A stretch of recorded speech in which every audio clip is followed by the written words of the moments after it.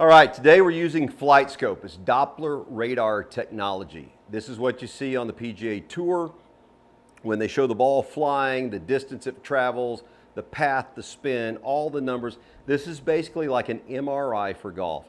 We put you in, we run all the numbers, we get the data, and then we figure out this most simple way to get you fixed with NASA technology. So I'm going to hit a couple shots here. We're going to get the data, and then we're going to go over the data, and I want everybody that's watching this to get your numbers. Make sure at least once a year, once every 6 months, get your numbers on FlightScope or TrackMan with your instructor or with myself to make sure that everything is coming together the way you want it, because you get just a little bit off on your numbers, it really gets you off track. If Ben Hogan would have had one of these, it would have saved him a lot of time trying to dig it out of the dirt, because that basically does it for you. So here we go. Gonna hit a few shots.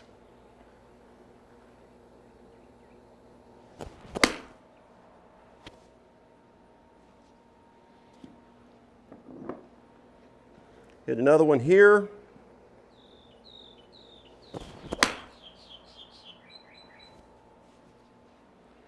Let's do one more, and then we will look at the data.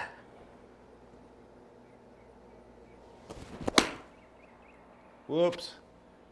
That one's so bad, we're going to do one more. But it's actually good to see some of the bad shots on TrackMan or FlightScope, because it shows you what you didn't do correctly. So nobody gets on this thing and hits every shot perfect, and then you compile all that information. So let's go one more, see if we can make a good swing here.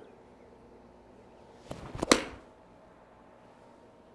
little bit out in front of that one, so that path is not going to be that great, and the face is going to be a little bit open.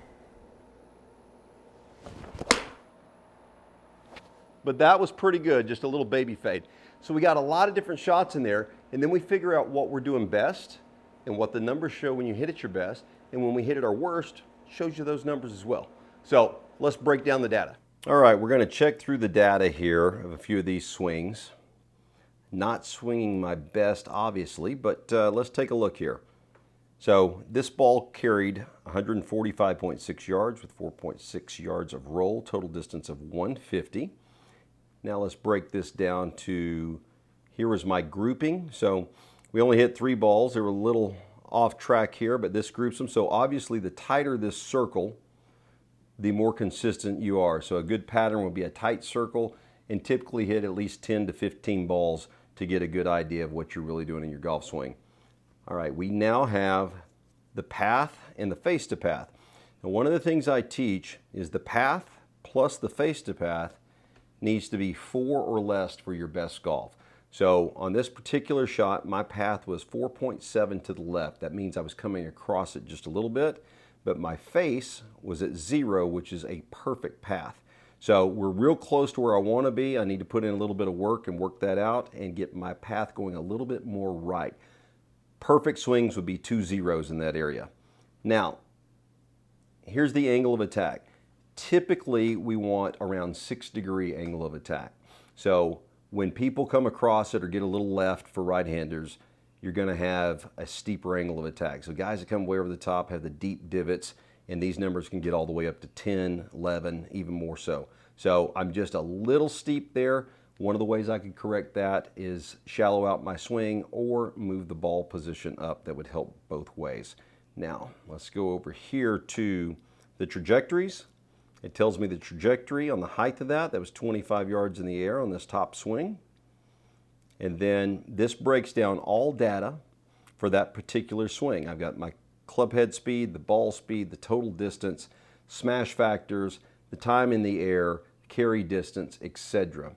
And then this can break down only our 3 swings that we took, but it'll give you an average of all these swings. So this kind of data is so valuable, along with when I put your swing on video and then we compare. And what we try to do is come up with a pattern of consistency, that if someone's consistently swinging too far to the left or swinging too far to the right, you start to see patterns, and then that's what you start working on.